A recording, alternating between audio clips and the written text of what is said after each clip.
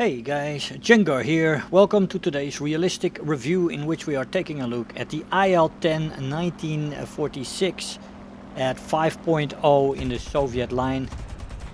We looked at the IL-10 before, and these things are amazing ground attackers of course, but they also have a very good option as a support fighter. They have fantastic guns, and this second one has even better guns than the IL-10.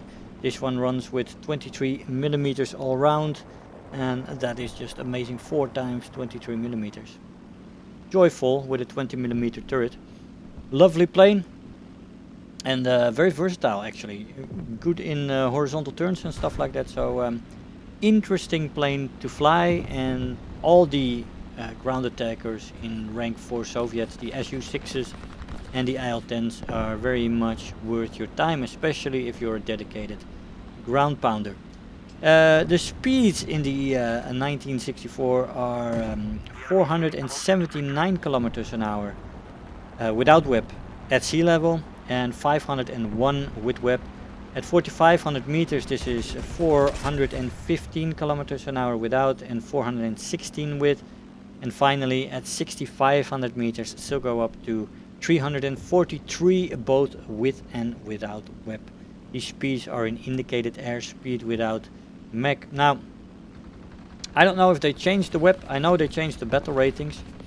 Before they were 5.3, they're 5.0 now. But the WEP used to work on the IL-10 at the higher altitudes, and the WEP doesn't work anymore on this one. It just doesn't give speed increase. The 1 kilometers at 4500 meters is debatable whether that was due to the WEP. So yeah, at the higher altitudes the WEP doesn't work anymore. Not that it made a huge difference in the IL-10, but I would have to refly that to check if that one still has the working WEP at the higher altitudes. Top speed in a dive in this plane is 684 before she redlines, and 790-ish before she rips apart. This is pretty good speed in a dive, and definitely gives you the option to escape sometimes when it comes to speed. If you hold the speed and another fighter that comes and takes a pass at you misses, maybe doesn't have the speed, especially when they have to turn around, you can easily escape, which is good. Control stiffening starts late, so this plane is pretty decent in a dive, although of course the roll rate is below average, so it doesn't really give you an edge on most fighters when you're fighting them. But that is also why we call this plane a support fighter, next to its close air support role of course. Control stiffening starts at 500 kilometers an hour, and then a second big tick in the roll rate compression at 600. Elevator stays functional even until the red line, so it's no problem getting out of dives in time not to crash into the ground. The stall speed lies a little bit lower than the IL-10 with this one, 130 kilometers an hour. Of course this plane is a little bit heavier due to the 4 23mm guns with 150 rounds per gun, with the IL-10 running around with only 2 bigger calibers and 2 smaller calibers, so a little bit less weight there. This plane has excellent firepower with those 4 23mm, good ammo load, 150 rounds per gun. It also has a turret, a 20mm B, a 20E with 150 rounds per gun, which is awesome. The plane has bombs and bomb rocket combinations. You cannot equip only rockets. The bombs are separated in 50 kilogram bombs, 100 kilogram bombs and 250 kilogram bombs. And you can equip that with 4 rockets if you choose to, different kind of rockets. You'll have to look at the explosive masses to see the differences. So yeah, 4 rockets and 2 bombs is usually what you have, and then depending on which modification you have unlocked, you can take the 250 kilogram bombs, which are the equivalent of 500 pounders, so quite nice in general. The acceleration in this plane in a straight line is average. In a dive it's pretty good when the weight comes to bear. By the way, don't go head on with this thing. You'll be amazed at how many people want to go head on and think they can get a quick kill against an IL-10. Let alone an IL-10 1946, sorry. That is something you don't want to go head on with for 23mm. Just not very smart. The energy retention is decent, both in the horizontal and in the vertical. Although it is Maybe in the vertical it goes down to slightly above average for attackers, but it is definitely a far cry from good or anything. Especially when this plane is a little bit heavy, on the heavy side. Climb rate is also average, no more than that unfortunately. The turn time though with flaps is above average, which is nice for a plane like this. Without flaps it's average, but still with flaps deployed, if you keep it in the horizontal, the turn rate can outturn most boom and zoomers, which is can be quite fun. It is not as good as the earlier IL-2s and stuff like that, which really are an annoying appearance in the turn rate to some fighters. But this can still be fun with this plane, especially with flaps. The flaps only rip off at around 620 kilometers an hour. So you can deploy them at any time you want, basically, when you're in straight line speed. Only when you come from a dive you have to be a little bit careful with that, but all in all, it's awesome. Roll rate is not one of the strong points in this plane. It is below average, nothing too fancy, and overall maneuverability is only average.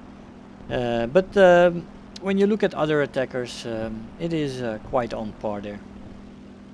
Overheating is not an issue in this plane. You can web a lot before it overheats, and it only takes a little bit of management to cool it off, so not an issue at all. Durability is one of the main strengths of the plane. Fan-freaking-tastic. Just like with the IL-10, this one is also a flying tank. They never changed that in the Sturmovix. And you gotta love that. You can take a shit ton of damage. In a head-on you usually survive, unless you're unlucky and the engine is hit. But the engine is also armored, so usually the engine survives at least enough to take you home. And sometimes you go to 3 head-ons without taking damage to the engine. So there is that.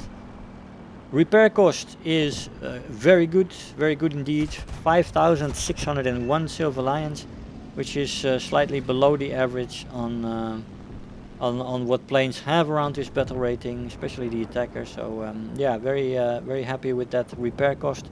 It really makes the plane worthwhile, because with the 20mm turret, the forward-facing guns, the bombs, and the durability of this plane, you usually are capable of taking out several planes in a match and taking out some ground targets. And that makes this plane really awesome for SL and RP grinding. And with this repair cost, you don't even have to be afraid to die, because whatever you get usually compensates for the repair cost. So it's very difficult to get a deficient Silver Lion count on this one. The turret is, as I said, it's a 20mm turret, quite nice, powerful, but I usually don't try not to use or rely on the turret. The forward-facing guns and the turn rate of this plane makes it very interesting to dogfight with. Your reflexes will dictate whether you can take on planes. This D30 of course is more maneuverable than me, but by looking and moving smartly you'll see how this will end up. Bomb loads in this plane are no more than decent, I have to say. The bombs are alright, but the rockets are only 4 rockets, and bombs are limited to 2 as well, so it is not fantastic on the bomb load side, but hey, it's workable and gets you extra stuff. And the fun part of this plane is also when you get down to it is the maneuvering and surprising enemy fighters and letting them break their teeth on your shell. As you saw, this D30 did get a few hits in, but you can rely on the survivability in this plane to get you through some hard moments. And if somebody then wants to overshoot, well, it gives you options. It gives you options indeed. As I said, for the flight style, this plane is a close air support mainly, but it is very much a support fighter as well. And it is a fun plane to fly in that capacity, as you see in this dogfight. It is just enjoyable, and this guy probably thought it would be a different ending. But yeah, it's difficult if you fly against a plane this slow. Try to make the turns. You have better energy retention in that Mustang, and it wants to creep ahead of me even when I fly at full power. So yeah, it's a great plane to fly when it comes to that, and that's where the fun is at. As I said, great forward facing guns, great survivability, and a good turn radius in the horizontal gives you some very nice options, and very difficult to kill this plane, especially when you're avoiding and you're just getting glancing hits like this. The plane can take this all day, really. I mean, my engine was hit by this time, but that is unfortunate. But usually you can take a lot of damage in this thing. You just gotta be a little bit lucky on that, on the engine side. You need that engine, but I have not seen my pilot die yet in this thing. The pilot is very well protected. I've seen my gunner die, but the pilot so far has not died. Now, well, here he comes. Let's see if we can get in. Just unfortunately we didn't get it yet. Hey guys, so here we are after the match. This thing is mandatory for people who like ground pounding. I think this one is better than the IL-10, so I would go for this one. It has 423mm, which is much better. The NS23 is better cannon all round, better firepower, and a 20mm turret. You still have the dive capacity, you have bombs, you have rockets, you have the extreme survivability and durability in this plane, and you have a fantastic turn circle. This plane really is the perfect Stormovik when it comes to that. Only maybe it would be even nicer if it didn't have the gunner, because it would be even more maneuverable then. And I think that has preference over the gunner. The gunner has never really saved me if I came to the point where I had to use it. So yeah, the gunner 20mm 12.7, it really doesn't matter too much. It is of course nicer, more firepower, but it's also heavier, and it just eats into the maneuverability of the plane, which you want to keep as best as possible. So I would cut the gunner. I would love to see this plane in game without the gunner. That would be an awesome thing to behold, I think. If you get a 20-second turn radius on average, maybe a little bit better on this plane, it's going to be even more fun to fly this thing and devastating to the enemy team. But anyway, it definitely recommended this IL-10 for anyone who has an inkling, an interest in ground pounding. This is a fantastic plane. Guys, I hope you enjoyed the review. I want to thank you all for watching, and I'll see you guys next time. Bye-bye.